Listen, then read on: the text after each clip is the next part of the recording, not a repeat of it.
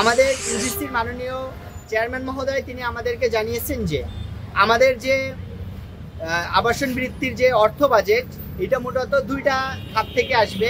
একটা অংশ আমাদের অর্থ মন্ত্রণালয় বরাদ্দ দিবে এবং একটা অংশ আমাদের ইউজিসি থেকে বরাদ্দ দেওয়া হবে। ধারাবাহিকতায় আমরা আজ বিশ্ববিদ্যালয় মঞ্জুরি কমিশনের সাথে বিশ্ববিদ্যালয়ে ছাত্র শিবিরের একটি প্রতিনিধি টিম সাক্ষাৎ করি। আমাদের এই সাক্ষাতে আমরা মোটা দাগে দুইটা বিষয় নিয়ে আমরা আলোচনা করি। প্রথম বিষয় হলো আমাদের শিক্ষার্থীদের যে বিশেষ বৃত্তির ব্যবস্থা।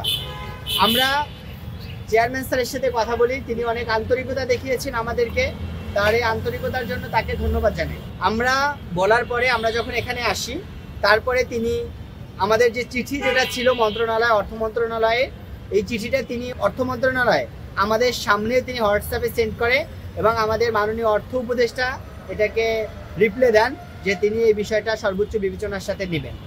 আমাদের ইউজিসির মাননীয় চেয়ারম্যান মহোদয় তিনি আমাদেরকে জানিয়েছেন যে আমাদের যে আবাসন বৃত্তির যে অর্থ বাজেট এটা মূলত দুইটা খাত থেকে আসবে।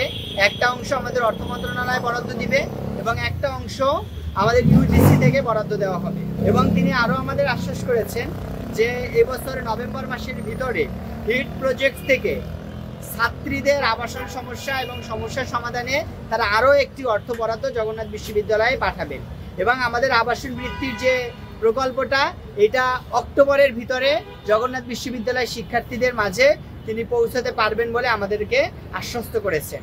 আমরা বিশ্ববিদ্যালয় প্রশাসনকে ইতোপূর্বে আমরা দাবি জানিয়েছি গতকালকে যে তারা যাতে এই মাসের ভিতরে শিক্ষার্থীদের আবেদন গ্রহণ এবং যাচাই বাছাই পর্ব শেষ করেন।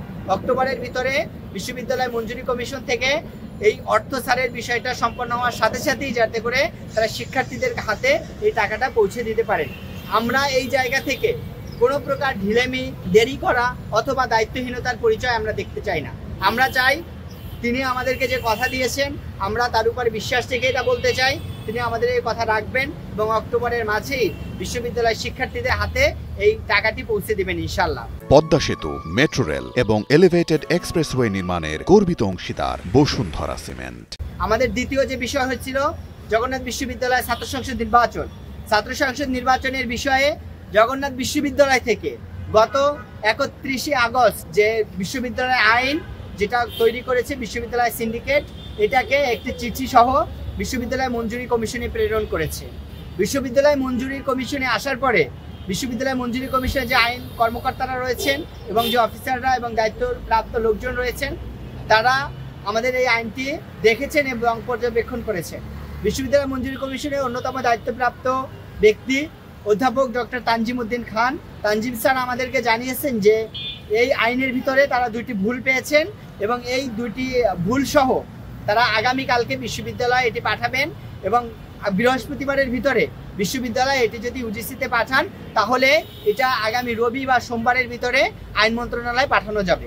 কিন্তু অত্যন্ত দুঃখের বিষয় হলো আমরা অত্যন্ত দুঃখের সাথে জানাতে চাচ্ছি যে আমাদের বিশ্ববিদ্যালয় মঞ্জুরি কমিশনের মাননীয় চেয়ারম্যান মহোদয় আমাদেরকে জানিয়েছেন যে জগন্নাথ বিশ্ববিদ্যালয় থেকে যে আইনটি বিশ্ববিদ্যালয় মঞ্জুরি কমিশনে পাঠানো হয়েছে এটা অন্যরা জানলেও আমাদের চেয়ারম্যান মহোদয় জানেন না। এটা আমরা মনে করি বিশ্ববিদ্যালয় প্রশাসনের স্পষ্ট ব্যর্থতা এখানে পরিলক্ষিত হচ্ছে। তাদের ব্যর্থতার কারণে, তাদের লিঙ্ক লবিং এবং লিয়াজুর অবহেলা এবং গ্যাপের কারণে এটা মঞ্জুরি কমিশনের চেয়ারম্যান মহোদয়ের পর্যন্ত পৌঁছেনি। চেয়ারম্যান মহোদয় আমাদেরকে সর্বোচ্চ আন্তরিকতা দেখিয়েছেন। তিনি আমাদের থেকে শোনা মাত্র তিনি ডিরেক্টরকে ফোন দিয়েছেন এবং জেনেছেন যে আইনটা আসলে এসেছে কিনা। তিনি জানার সাথে সাথে আমাদেরকে আশ্বস্ত করেছেন তিনি আগামী সপ্তাহের প্রথম দিকে অর্থাৎ রবি সোমবার মানে আগামী 21-22 তারিখের ভিতরে তিনি এটা আইন মন্ত্রণালয়ে পাঠাবেন এবং আগামী কাল অথবা পরশুদিন তিনি মাননীয় আমাদের প্রধান উপদেষ্টার সাথে সাক্ষাৎ করবেন এবং সাক্ষাতে তিনি জগন্নাথ বিশ্ববিদ্যালয়ের ছাত্র সংসদ নির্বাচনের আইন এবং জগন্নাথ বিশ্ববিদ্যালয়ের শিক্ষার্থীদের আবাসন বৃত্তির বিষয়টি উত্থাপন করবেন।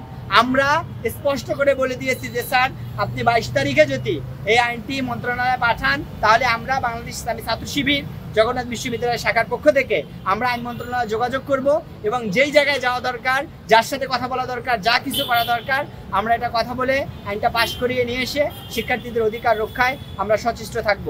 আমি প্রত্যাশা করি বিশ্ববিদ্যালয় প্রশাসন আগামীকালকের ভিতরে এই আইনটির সংশোধন কপি এই বিশ্ববিদ্যালয় মঞ্জুরি কমিশন থেকে গ্রহণ করবেন এবং আগামী বৃহস্পতিবারের ভিতরে তারা এই সংশোধনী কপিতে সিগনেচার করে বিশ্ববিদ্যালয় মঞ্জুরি কমিশনে পাঠাবেন এবং বিশ্ববিদ্যালয় মঞ্জুরি কমিশনের মাননীয় চেয়ারম্যান মহোদয় তিনি আমাদেরকে যে আশ্বস্ত করেছেন যে তিনি 22 তারিখের ভিতরে এটি মন্ত্রণালয়ে পাঠাবেন।